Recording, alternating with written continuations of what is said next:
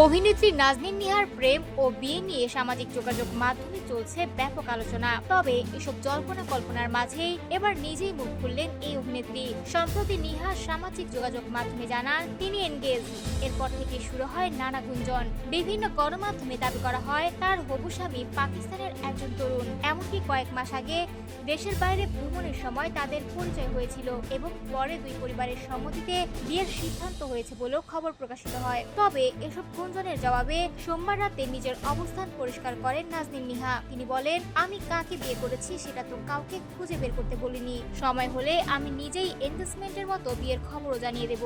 সবাই আমাদের অভিনন্দন জানাক সেটাই চাই, কিন্তু আমি কাকে বিয়ে করছি সেখানে তার দেশের পরিচয় কেন এত গুরুত্বপূর্ণ হয়ে উঠলো সেটাই বুঝতে পারছি না। বাংলাদেশ, ভারত, পাকিস্তান কিংবা নেপাল এসব দেশের নাম কোথা থেকে আসছে আমি জানি না। সময় হলে সবকিছু আমি জানাবো।